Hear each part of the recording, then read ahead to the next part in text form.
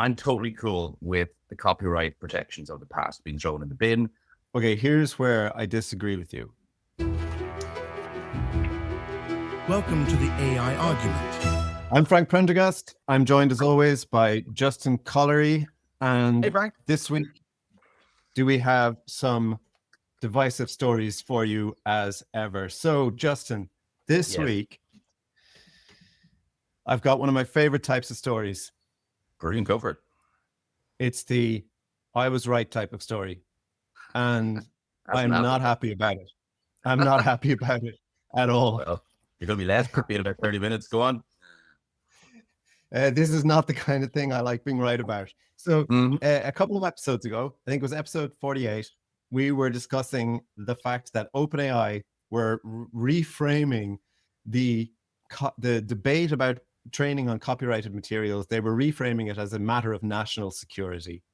Yes, and I posed the question to you. I was trying to explain why I was so upset about this. Yeah. And I said to you, look, my question here is, would you be happy if the Trump administration found a way to circumvent the courts and like throw out due process and just say, no, this is what we believe actually? And we both agreed neither of us would be particularly happy about that.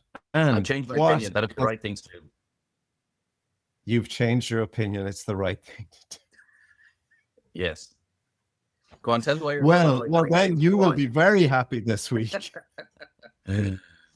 Because what has happened is, sorry, I'm looking for the name. Shira Perlmutter, the head of the US Copyright Office, released a report. And within that report, I mean, you know, look, it was a pretty balanced report all in all. And it said that there were lots of uses of copyrighted works in AI training that were likely to be transformative and therefore would be fair use, and that would all be good.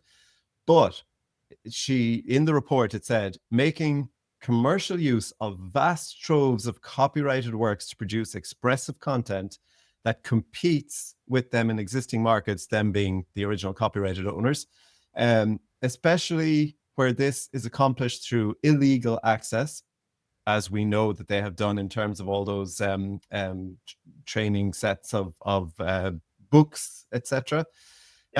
So basically says that would go beyond established fair use boundaries. So what happened shortly after this report was released? Shira Perlmutter, the head of the US Copyright Office, was fired by the Trump administration. Yeah. Get with the plan, Sheila. Not going to happen like that. So here's the thing. I think that the fairest type of tax there is inheritance tax. So if I have a choice between taxing someone who's dead or taxing someone who's young and productive, I, at a preference, would like to tax the person who's dead. And what I come to the realization this week is the copyright is about to change completely. And the sort of copyright protection that we had in the past is basically inheritance tax. So all of that text is going to be made available in order to create the models of the future. But we will still have copyright in the future. It's just going to be handled in a different way. So I'm totally cool with the copyright protections of the past being thrown in the bin. And I'm totally cool with the copyrighted material being used to train models, because I do think it's important, more important than the copyright. And I do think it's a national security issue.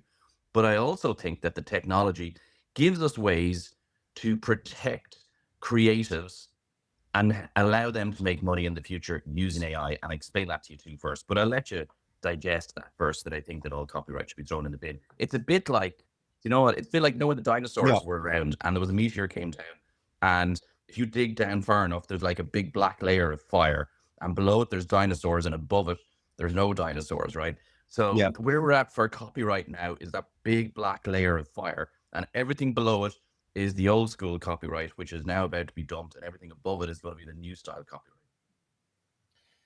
Okay, here's where I disagree with you. Because in actual fact, largely speaking, I agree with you, as in from the very beginning of this whole kind of argument about training and copyrighted materials, my view has been that we will shift to an entirely new understanding of creative ownership because of this technology. And I'm okay with that, like you. What I'm not okay with is that I think we need to do that using due process, not by silencing voices who are, explaining where that's happening really is that the report looked at how AI and training on copyrighted materials is interpreted, by the law as it is right now. And of course we have to do that. If we're going to move forward, if we're going to decide we want to change the law, first we have to assess this new technology and say, well, how does it fit within the existing framework? Then we can move on to say, well, actually, that doesn't make sense anymore. So let's change the law. And I'm okay with that, but with due process, not by saying, no, you've just outlined the facts of the law as they are right now. You are voted out. You are gone. You are going to be erased from political history. Frank, you have brilliantly articulated the difference between European thinking and American thinking on the law and innovation. So in Europe, what should happen is the law should come first, and then you have the innovation. And the US way of thinking is you have the innovation first, and then the law comes in to back it up. And I'm of the view that if you want to innovate faster, you have to have the latter, right? You've got to have the American. Everything is allowed until the law says it's not allowed, as opposed to the European view, which is nothing is allowed until it's explicitly allowed.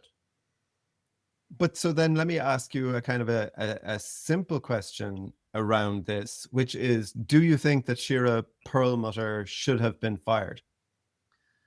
Well, I'll tell you what, I'll give you the harsh answer, right? The way the political system in the US works to get around this sort of problem is that instead of having committees and a parliament and all that sort of slow due process, they've reduced the due process down to one man, the president, and he's ultimately responsible. And if he decides that she's got to go, well, he was elected. That's the due process. So due process has actually been followed here. You just don't like the due process.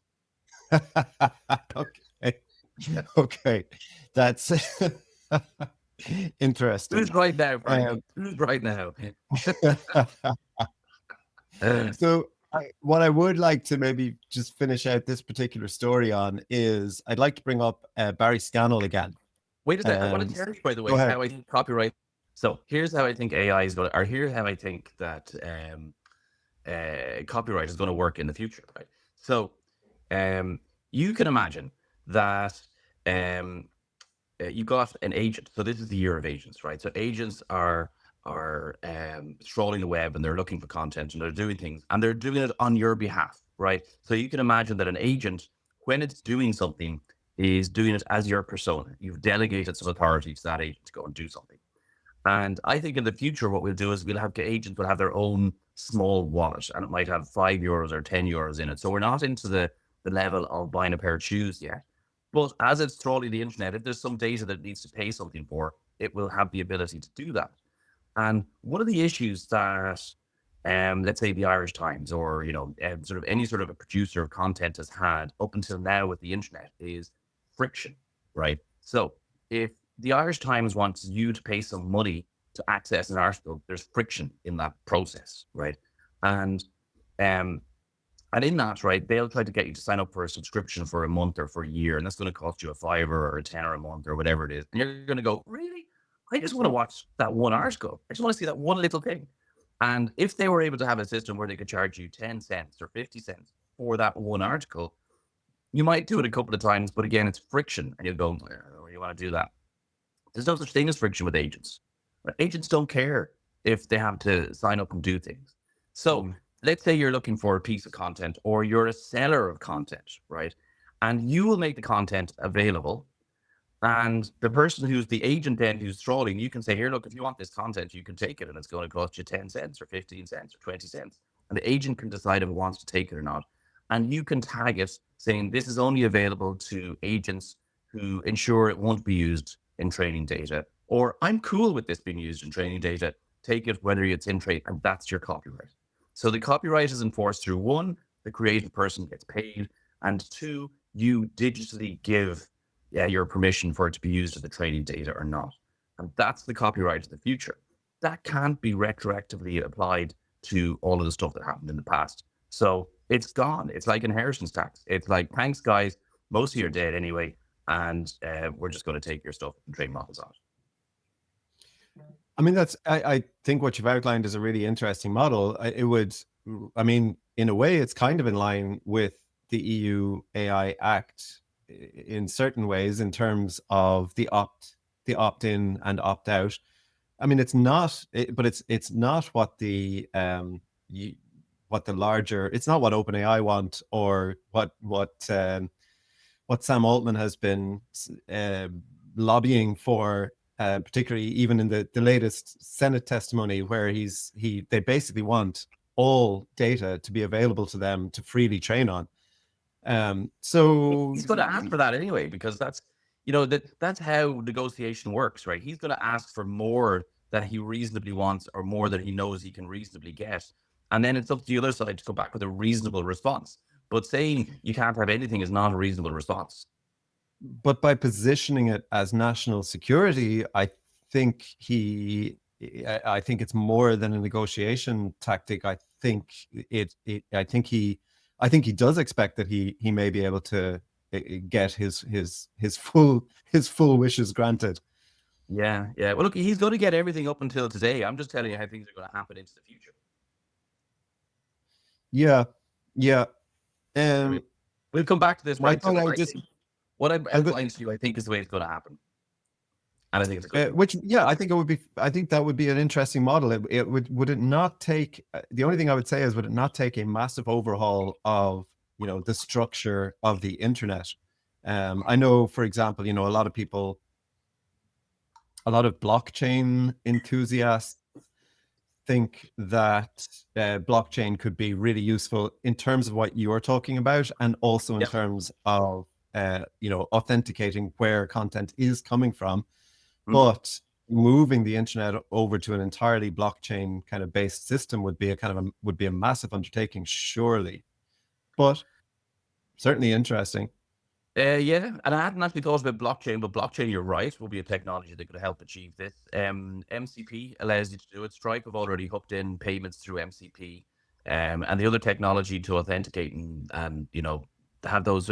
It's not a big thing, right? And I suppose, and I tell you, sorry, what I was thinking about this was that if we were to have a conversation in 1998, and we are in the 1998 type period of AI, right? So that period of the internet, where things were just being sorted out. And if you were looking at Amazon in 1998 and saying, oh, that's a bookstore, and you were to turn around and say, no, but they're going to change everything about how you buy stuff, and they're going to deliver it to you for free, and in some places, they're going to deliver it to you within a couple of hours, and you can basically buy anything, not just books.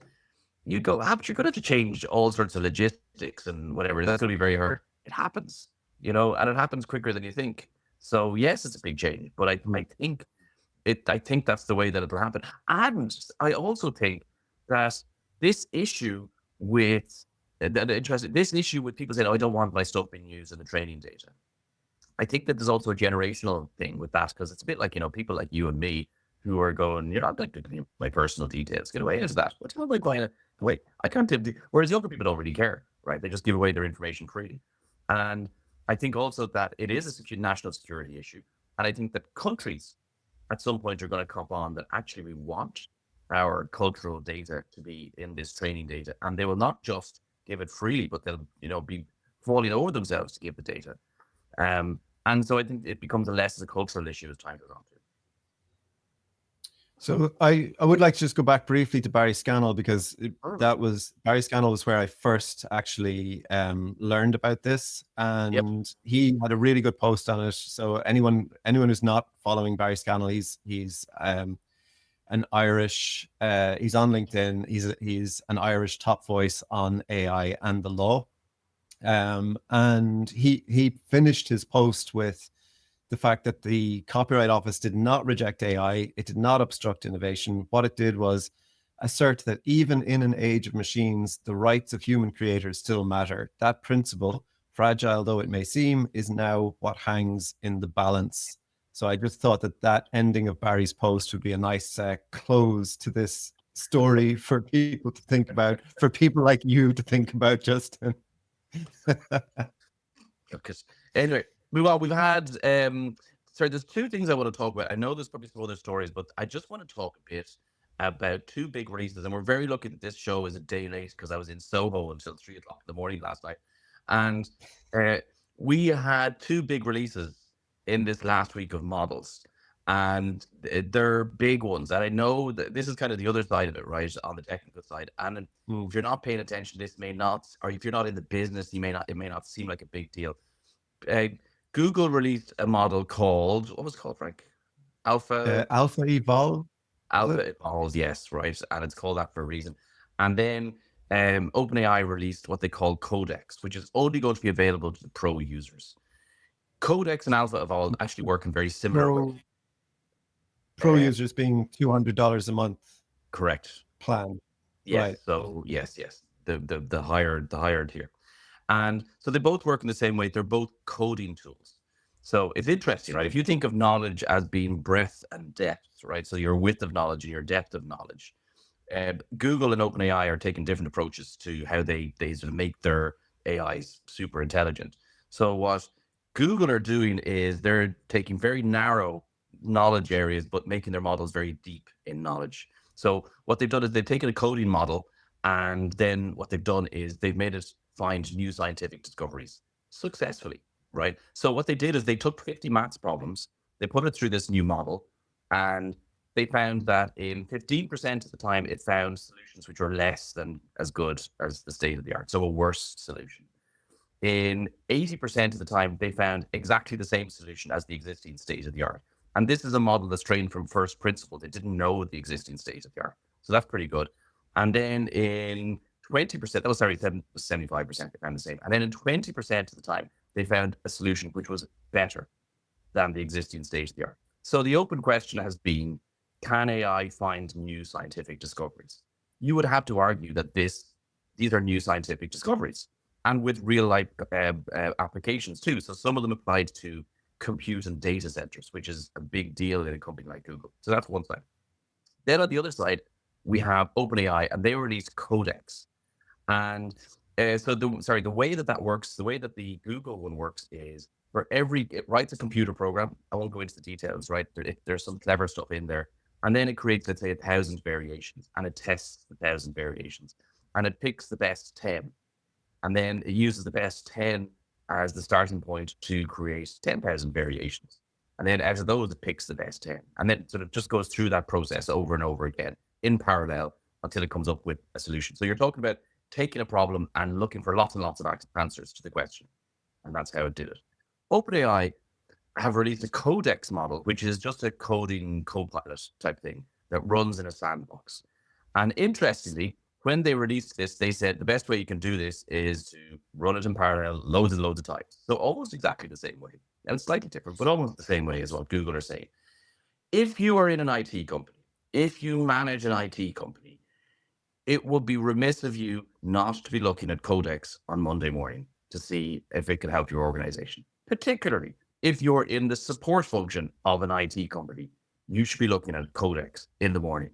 Because what OpenAI has said is that within OpenAI, this tool solves 80% of the bugs in their code right now, today.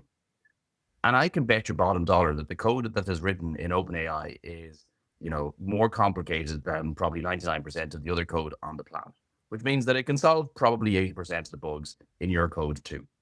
And so this feels, remember at the start of the year when we were talking when O3 was released, and we were talking about it, saying, this feels like an important moment, right? This feels like a model which is very good. And I would say this week with those two releases also feels like an important moment for the software industry. That this is this is the starting firing gun of the change in the software industry. And I do think, remember, these people are the same people who said, 50% of the code in our organizations is written by AI. Well, now they've released the tool that does that, and not in the EU yet, so I can't tell you, I haven't used it. But it seems to me like I don't think this will get rid of software developers en masse just yet. I don't think that's what it's going to do, but I do think it's going to make them 3, 4, 5 times more productive. And therefore, everybody who's in that business needs to check it out. And yeah, so speaking of replacing developers en masse, there was also a story. Now, even before I mention this, I'll say it's not necessarily directly related to AI, but Microsoft laid off 7,000 employees, and I believe a good chunk of those were developers. Now, the company, I think, has said it would be a mistake to think that this was AI replacing jobs, which is fair enough. But I think we're going to see probably a lot more of this type of layoff where, you know, is it economic? Is it purely economic? Is it because of, you know, is it because of other economic forces? Is it because of what's going on globally? Is it, you know, is it directly related to AI replacing jobs? Or, as you've discussed with me before, is it freeing up budget to put elsewhere into AI development? You totally hit the nail on the head. I mean, this is the flip of it. Okay, so it's not AI coming in and replacing jobs, but if a company looks, and particularly a company like Microsoft, says, look, we're going to have to put a lot of investment into AI. We're about to build a lot of data centers. They're not, but let's say they think they still need to spend money on AI.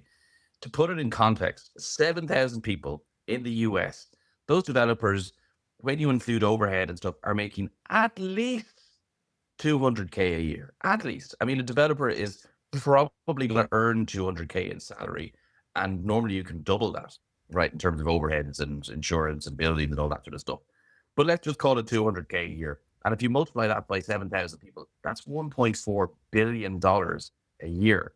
And I think you're absolutely right that what that is doing is it's moving that $1.4 million from development in older technologies, because I think these were from very specific groups within Microsoft, which were older types. I can't remember the types of technology, but the technologies which aren't in the zeitgeist. And that money is going to be redirected towards you know, AI type projects. And again, if you're in the industry, what that, you know, the alarm bell here is, or the alarm bell is, go train on AI or go train on a new technology. I mean, that's kind of true anyway, that you always have to be developing your skills and so on. But now is a really good time and a really important time to you know, start skilling up on new technologies.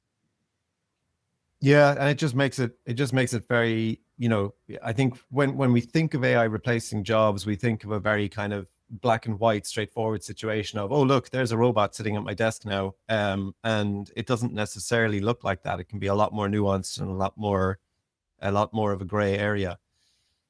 Yes, and that well, was kind of moves to Sullivan's point, by the way. There's book Becoming Wave, which is brilliant, and everybody should read it. Which is, this particular industrial revolution is different than all the other ones because it changes every industry and it changes every job and it changes it in every way, and you can't predict the ways in which it's going to change it. So, you know, robots will come and take your job, and they will be standing there in factories doing things, but they'll also take the, you know, the cognitive jobs, and it'll also take the coffee making jobs. It'll take every job. So that's why this one is different. and so jobs that AI could take. What about the teachers, Justin? Oh, listen to me. We had a brilliant article written today. I don't have the name of the person that wrote the article, but I can be sure I have to take up my notes for this one, Frank. And it's been a long night, and my eyesight isn't what it used to be. This was an article clearly written by the Teachers Union of America. As AI becomes ubiquitous in everyday life, thanks to tech companies forcing it down our throats, it's probably no shocker that students are now using software like ChatGPT at an unprecedented scale. And the article goes on. You're welcome to use AI, said one of the teachers. Just let me know if you do, and AI will also grade it. You don't write it, I don't read it. Power to people, Frank. These teachers are mad. And then, I love it. If there was a 50%, so then they go on to say, I mean, this is fantastic. They say that they got the AI to grade the students' work, and the AI gave the students the wrong grade 33% of the time. I mean, I presume that was judged by the teachers. So the teachers were grading the AI and they were angry to start with. So it's a bit like, you know, see Red Mist. But anyway, then they were given an updated prompt. They gave an updated prompt to the AI, and that increased the percent accuracy to 50%. But Frank, teachers take grading papers seriously. So they do. This is an important issue. So the teachers went on to say, if there was a 50% chance that your car would fail catastrophically on the highway, none of us will be driving. So why is it okay for teachers to take the same gamble with students? Frank, we need answers. I mean, yeah, I mean, I'm kind of with the teachers on this one. Are you not? Are you not with the teachers on this Such one? hyperbolic rubbish in my life. No, Grading something that caught papers my and cars bursting into flames in the highway are not the same thing.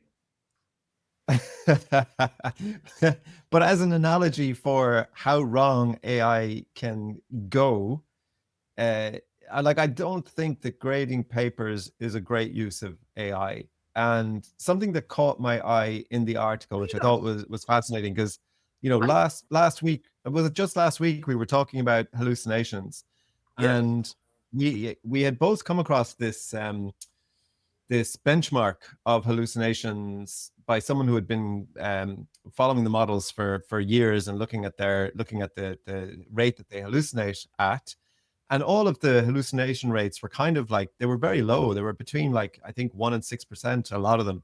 Yes. However, as I was pointing out last week, it was a very, very narrow look at hallucinations, because I think what the person benchmarking was doing, or organization benchmarking, what they were doing was they were looking at summarization, which I think is a use case where hallucination will be less prevalent, because you're giving it the information and saying, tell me about this. And within that article, they had a side note there somewhere. Let's see. Recent reporting by the New York Times found that the latest generation of AI models hallucinate as much as 79% of the time, way up from past numbers. That's rubbish. 79%. No, I think they got that directly from OpenAI. No, they did. The models don't. Okay, so first up, we need to benchmark humans, right? You cannot keep going around saying, "Oh my God, the models are terrible because they hallucinate between 1% and 6% of the time." I guarantee you that humans hallucinate between 1% and 6% of the time. So if you're going to say this is terrible technology, we can't be using it to grade kids' papers. If the teacher gives the wrong grade more often than the AI does, it doesn't matter that the AI is wrong between 1% and 6% of the time. That's the first thing. The second thing is there is no way that models hallucinate 79% of the time. Where's the number coming from for that 79%? I believe that came from OpenAI themselves when they released the model. I think it was I'd have to double check the thing, but I think that might have been 03. No. 79% of the time. They didn't. And they didn't. No, that's not possible. Like the decimal point, maybe somebody moved the decimal point. If you said 7.9%, I'd still say that was high, but I'd push back a little bit. But 79%, no, it doesn't. It just simply doesn't.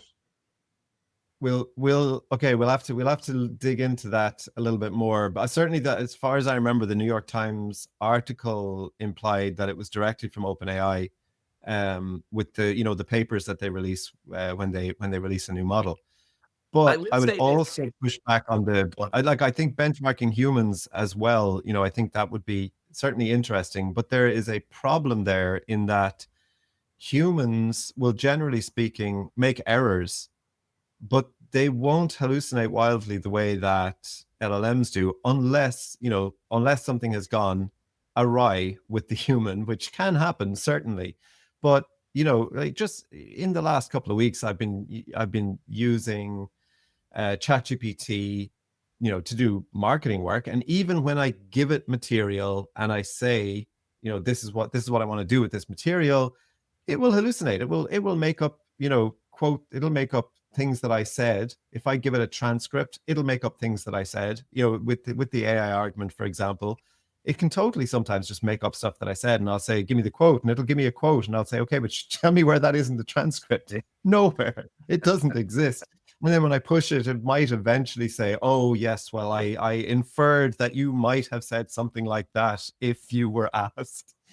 So, and a human won't do that.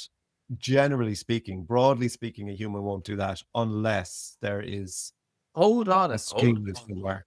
Hold on a second. But did you not have Yeah. another? Did you not have another story this week where what you call him, the head of OpenAI was a late night last night, was saying one thing to the Senate committee a year ago and a different thing to the Senate committee this year. And do you not think Yeah. that people say things that they don't really mean just to try and get what they want? And what's the difference between that and hallucinating? Yeah, Sam Altman now wants absolutely no regulation whatsoever. And 2 years ago, in his Senate testimony, he absolutely wanted regulation, and he would appear to be saying different things to different administrations. um, so that's certainly an interesting point. Could Sam Altman actually be run by an LLM? I'd also say, Frank, that, humans are the worst witness to have in a court case, yet the greatest weight is put on their testimony. But, they've done loads of tests on this where, if you get 10 people and something, let's say I was to turn around to you and I had a red jumper on and I shot you in the street and then ran away and there was 100 people there. If you asked 100 people what was the color of the shirt that I was wearing when I shot you, I think 20 or 30 of them are going to get the wrong color. That's just people hallucinating, right? They're terrible at remembering things, and and we have ways of getting. We've developed ways to get around that, right? As humans, and we're doing the same thing with the LLMs.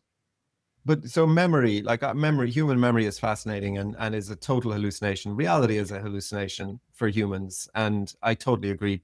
However, I guess there's different things we're talking about here, because I think AI is actually fantastic for doing work like I do, marketing work, because I can give it the brand materials, I can give it transcripts, I can give it, a whole history of blog posts.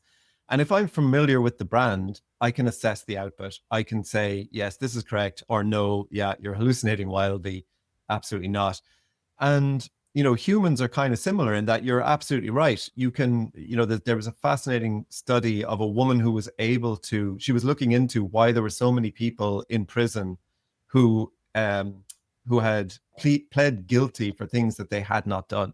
Yeah. And as part of her research, she was able to convince people that they had done things that they had not done, just by planting suggestions and getting them to imagine might they have done it. Within a couple of sessions, she could completely convince someone that they had stolen their neighbor's car when they were a teenager, when it had never actually happened. So you're absolutely right. However, in most, corporate functions, when humans aren't being relied upon to use, their memory in that way, there are a lot of like black and white operations that people are now trying to put LLMs into the equation. But the LLMs are, humans and LLMs operate completely differently. And where humans can take a black and white existing, situation, they're not going to hallucinate around it the way they would around memory. They're going to be able to take the factual information and present it correctly. Whereas an LLM would appear to, a certain amount of the time, take that factual information and then extrapolate mad stuff from it.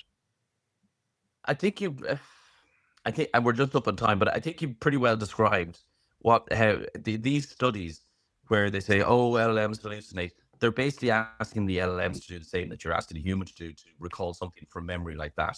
And that's why I think the number with O3 is so questionable, because that's one of the benefits, supposedly, of the reasoning models, which is you can apply reasoning, which should allow the LLM to go back and recheck its work and go, oh, no, hold on, I was wrong about that, and get back on the right track again. But there are lots of studies that show that once the LLMs go off track, they tend to stay off track. They're not very good at bringing themselves back yet. But that's an engineering problem, Frank, not an underlying technology problem. So let's take just a couple of minutes to close out on some fun stories. So again, don't know if you know this about me, but much to the amusement of my nieces and nephews, sometimes when I finish work, I like to play a game of Fortnite to unwind. And I logged on last night after work to have a game, and they're doing the Star Wars theme. And I defeated Darth Vader, and I discovered that Darth Vader now started following me. He basically joined my team. He was my teammate. And it said, press the right button to talk to Darth Vader. So I had my headphones on. Marcy was at the table there, and Marcy was looking at me because I'm playing Fortnite, and Marcy suddenly hears me saying, "Are you my father?" Oh my God. And Marcy was like, "What are you up to?" And I was like, "Oh, I'm talking to Darth Vader." But what's hilarious is it's, of course, what happened straight away in Fortnite when you could talk to Darth Vader. They started tricking him. All the kids playing Fortnite started tricking him into cursing and using things like, remember those prank calls that Bart Simpson used to make, where Yes, he yes. would they were doing things like that to make Darth Vader sound like he was saying rude words. And one of the ones that made the headlines, which I had absolutely no idea what on earth this meant, I will be completely honest, but so Polygon.com reported that Fortnite players were getting Darth Vader to say "skibbity toilet." Now Yes, you right. have kids, Justin. You've probably heard this "skibbity toilet." Skibbity Toilets is a YouTube sensation where there's a whole loads of toilets that are going around and they try to beat each other up. And skibbity is youth speak for horrible or dirty or Right. nasty. Skibbity means nasty. A skibbity toilet is a nasty toilet. So Fortnite have rushed in to put all kinds of new safety procedures in place so that Darth Vader will no longer say "skibbity toilet." And then last Right. story. Instead of say skibbity toilet. Bloody, Well, for I think anybody I over think the the F age of I think 30, the F it's not word even was, rude. I think the F word was more problematic. They probably Yes. they were probably more concerned about that than skibbity toilet. And then the very, very, very last story to finish out on was just one that I came across where apparently this married couple with kids were having coffee, and you remember the thing about like tea leaf reading, where when you come to the end of the cup, there's tea leaves at the end, and a Yes. fortune teller would be able to tell. Yeah, so apparently they did that with their coffee grounds, and this woman photographed her husband's coffee grounds, gave it to ChatGPT, and asked for a reading. And ChatGPT said, "Oh, your husband's having an affair with a younger woman." And so, you know, of course, Yeah. she did what anybody would do, and she filed for divorce. And right, she was right, because he probably was. ChatGPT knows everything. Like, it's just reflecting back to you. So she probably was having an affair, or he probably was having an affair. Good for her. I feel bad laughing. I do. I feel bad laughing because I don't. It reminds me of what we were talking about when people were using ChatGPT to reach 5D consciousness. Which Yeah. I'm okay. I'm all for using ChatGPT for self improvement or for if you feel like you can help it enlighten you. However, a lot of people were taking it too far, and there were a lot of people reporting that they were actually felt like they were losing loved ones to ChatGPT following this path, going down this path of enlightenment, etc. And it kind of reminds me of that there's something amiss here if you file for divorce when ChatGPT tells you that your husband is cheating on you. However, I do think it highlights as well that out beyond our filter bubble, out beyond where we are totally immersed with AI and looking at how it works, I think, out in the broader world, there is just still a large misunderstanding of what these models are capable of, what they can do, and what you should use them for. Yeah, I agree. But look, at these things will happen. Frank, it's been great as always. Looking forward to talking to you next week. Chat to you next week.